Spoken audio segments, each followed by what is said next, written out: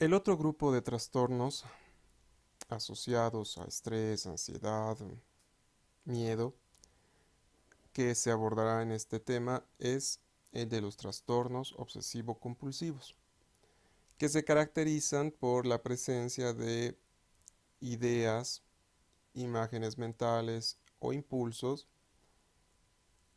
desagradables y rechazados por la persona.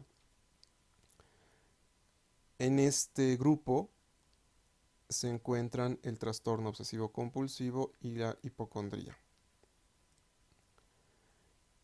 El trastorno obsesivo compulsivo se caracteriza por la presencia de obsesiones, compulsiones o ambos. No, bueno, en la CIE-11 no existe un tiempo mínimo para hacer un diagnóstico, por lo que voy a mantener el criterio de tiempo de la CIE-10, que es de por lo menos 2 semanas. Durante por lo menos 2 semanas, la persona debería tener obsesiones, compulsiones o ambos, recordando que las obsesiones son pensamientos indeseados, fijos, y que es muy común que tengan un tema de tipo sacrílego, obsceno, violento. Por eso es que la persona no desea tenerlos. Y las compulsiones vendrían a ser actos o acciones repetitivos, propositivos, y que al hacerlos alivian en algo la ansiedad que producen las obsesiones.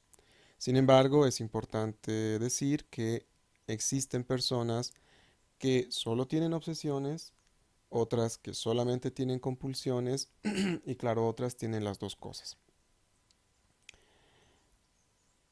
Una característica importante para hacer el diagnóstico de este trastorno es que la persona debe considerar estas ideas, imágenes mentales e impulsos propios, ya que si ustedes se encuentran con una persona que les diga, pero es que yo, no sé, pero es que yo tengo que tocar 5 veces el umbral de la puerta antes de salir porque mi vecino me obliga a hacerlo por telepatía, ahí estaríamos más bien frente a una persona que encaja más con un síndrome de pasividad. Y como sabemos que por la jerarquía de síndromes, el síndrome de pasividad está por encima de los afectivos, donde están los síndromes ansiosos, entonces es mejor pensar que esta persona tenga un síndrome de pasividad y no una compulsión. Y para propósitos de diagnóstico, lo más probable es que esta persona tenga esquizofrenia y no un trastorno obsesivo compulsivo. Las ideas obsesivas también no deben caer dentro del el tipo de delirantes, porque recuerden que lo delirante también le gana a o sea, lo psicótico le gana a lo ansioso. ¿Sí? Esos dos cuidados habría que tener para poder evaluar el tipo de ideas que tiene la persona. Además, la persona tiene que querer deshacerse de estas ideas, imágenes e impulsos, pero pues no puede hacerlo. Hay una resistencia ineficaz ante las obsesiones o a realizar sus actos compulsivos. La persona no debe hacer las compulsiones con gusto o con placer, más bien es algo que hace a disgusto.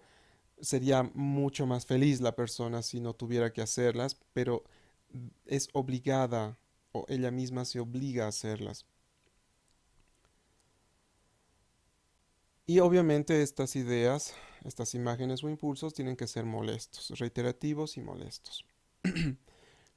Como está en el texto de la clase, bueno, en el documento de la clase, el origen del trastorno obsesivo compulsivo es uno de los que más correlatos mm, neuroimagenológicos tiene y también es uno de los que tiene mayor peso genético en cuanto a su origen. Es decir, que es mucho más posible que una persona que tiene parientes que tienen trastorno obsesivo compulsivo tenga la enfermedad. Y por otro lado, existen muchos más hallazgos de alteraciones, por ejemplo, en el volumen de los hipocampos o en la corteza prefrontal, en personas que tienen el trastorno versus personas que no lo tienen. En clase veremos ejemplos de trastornos obsesivo-compulsivos y un poco también la parte del tratamiento. El tratamiento no farmacológico de este trastorno em, tiene que ver con, por ejemplo, la terapia de exposición y prevención de respuesta. Veremos un ejemplo de esto en la clase. La psicoterapia cognitivo-conductual, la psicoterapia de apoyo, la psicoeducación, el aprendizaje de técnicas de relajación, la meditación y el ejercicio físico regular. Dentro del tratamiento farmacológico, la piedra fundamental siempre son los antidepresivos. Y una particularidad de este tratamiento es que las dosis que se suelen utilizar para el trastorno obsesivo compulsivo suelen ser mucho más altas que las dosis que se utilizan, por ejemplo, para un episodio depresivo o para un trastorno de ansiedad generalizada, son más altas. Cuando el grupo de los inhibidores selectivos de la recaptación de serotonina no surte efecto, una segunda opción es el uso de la clomipramina o clorimipramina, que es un antidepresivo tricíclico.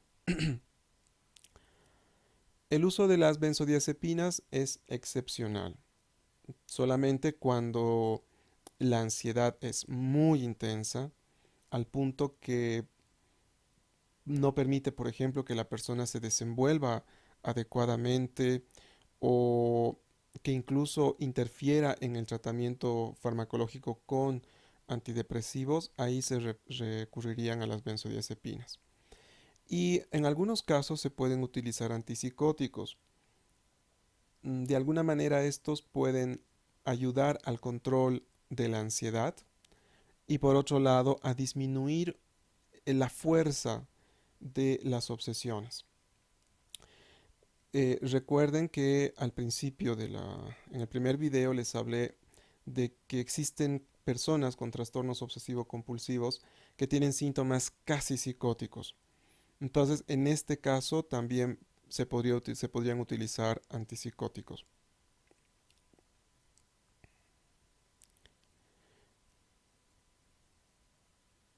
El siguiente trastorno relacionado al grupo de trastornos obsesivo-compulsivos es aquel en el que la persona sospecha que pueda sufrir de enfermedades graves. Aquí estamos hablando de la hipocondría. La hipocondría es un trastorno mental en donde la persona busca ayuda médica argumentando que tiene una enfermedad física grave. Una y otra vez la persona acude con varios especialistas, solicita vehementemente exámenes de imagen, de laboratorio, y aunque los médicos expliquen que no hay nada físico demostrable, la persona, lejos de tranquilizarse, más bien se siente cada vez más preocupada y busca ayuda. Estas personas suelen tener o manifestar sintomatología física, como no, pero esta sintomatología siempre la va a asociar con la supuesta enfermedad que pueda tener.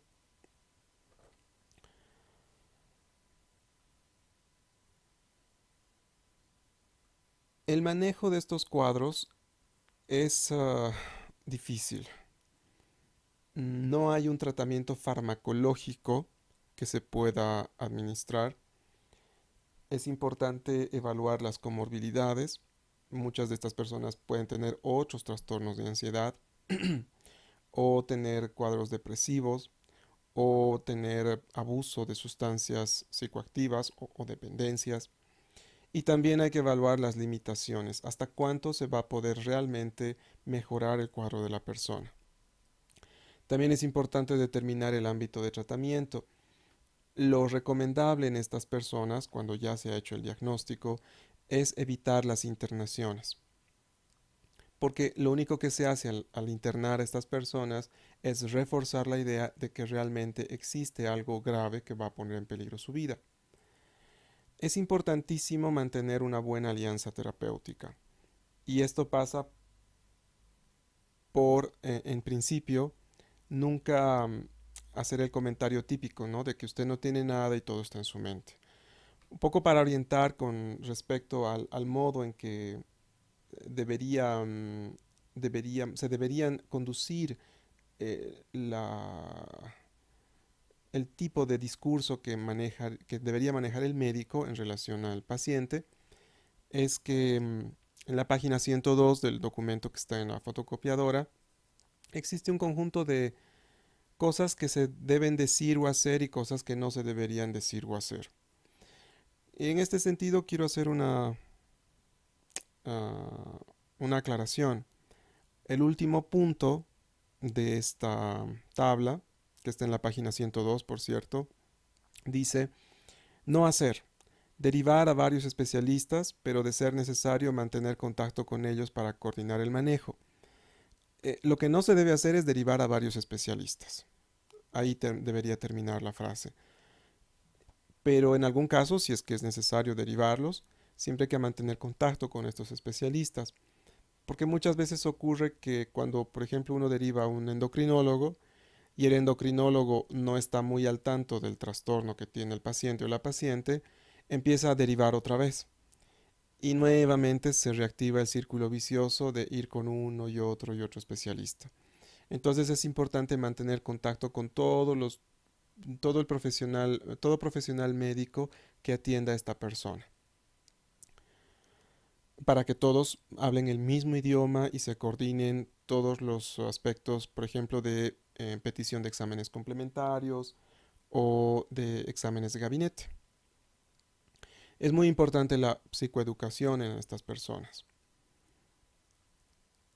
Ahora, cuando se hace el tratamiento, que evidentemente es psicoterapéutico, el objetivo no es la curación de la persona. El objetivo es la funcionalidad.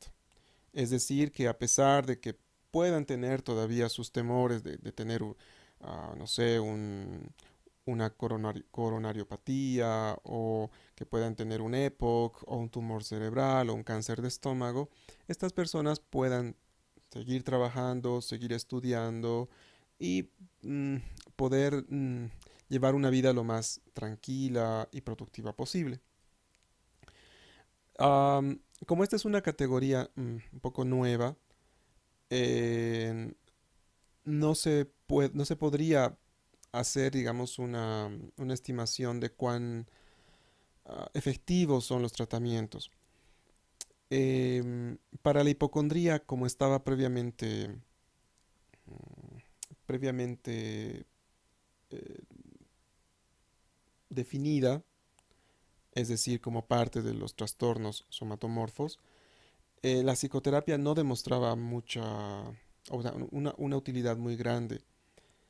De hecho, en el mejor de los casos, solamente mejoraban un 50% de los síntomas que tenía la persona. Aunado a la psicoterapia, es importante la terapia ocupacional, recomendar la actividad física, estar muy pendientes del uso y abuso de benzodiazepinas y de medicamentos opioides, porque muchas de estas personas pueden utilizar estos remedios para dormir, para estar tranquilos o para disminuir dolores asociados a su supuesta enfermedad. En algunos casos puede servir el uso de amitriptilina a dosis bajas si es que existen algunos síntomas importantes. Y también puede ser de utilidad la hipnoterapia.